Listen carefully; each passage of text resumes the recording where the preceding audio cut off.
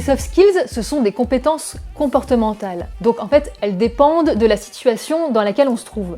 C'est pourquoi, depuis qu'on traite les soft skills au sein du catalogue de formation de Corp Academy, on a imaginé des formats différents pour traiter ces soft skills. On a voulu aller plus loin aussi, parce qu'on s'est rendu compte que l'histoire, ça permettait de bien traiter ces soft skills.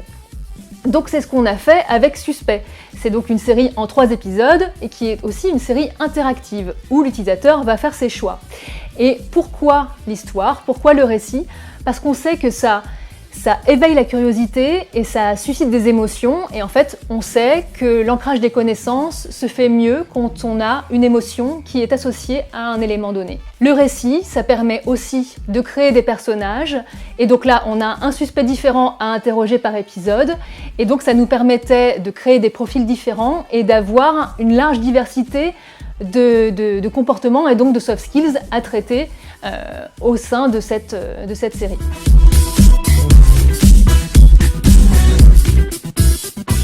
En fait, on a exploré différentes pistes et différents genres avant de s'arrêter sur le domaine du polar, de l'enquête, de l'interrogatoire policier. Le polar, c'était universel et ça pouvait correspondre à plein de cultures et de personnalités différentes.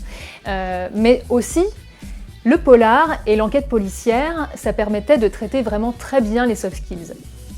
Pourquoi? Parce qu'en fait, maintenant, les techniques d'interrogatoire sont de plus en plus basées sur l'empathie et l'intelligence émotionnelle.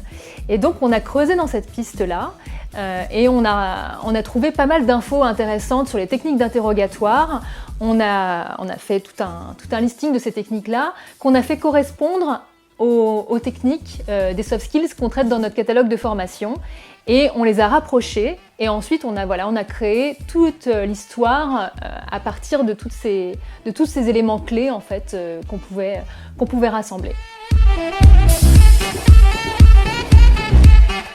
La narration interactive, c'est la possibilité de faire ses propres choix au sein d'une histoire. Donc c'est comme l'épisode de Black Mirror, Bandersnatch, sur Netflix, où vous pouviez faire vos propres choix et donc guider l'histoire avec votre télécommande. C'est des choses qu'on connaît depuis très longtemps dans les livres dont vous êtes le héros ou dans beaucoup de jeux vidéo. Or là, on veut que l'apprenant retienne des choses. Et donc, la narration interactive, le fait de faire ses choix dans des embranchements différents, ça permet d'ancrer les connaissances. Pourquoi ? Eh bien parce que en fait, on va voir les conséquences immédiates ou différées des choix qu'on a faits, et donc on va comprendre pourquoi c'était plutôt intéressant de faire ça ou ça.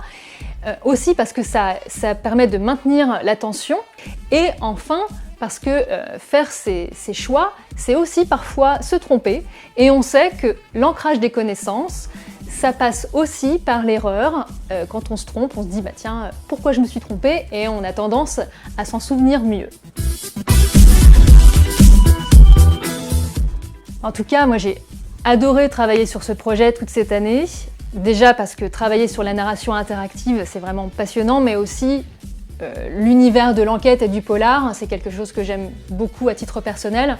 Je suis assez cinéphile, je regarde beaucoup de séries et j'adore particulièrement le polar. Donc, on peut citer Le Silence des agneaux qui est un classique, mais j'avais beaucoup aimé aussi la série Mindhunter créée par David Fincher, qu'on pouvait voir sur Netflix.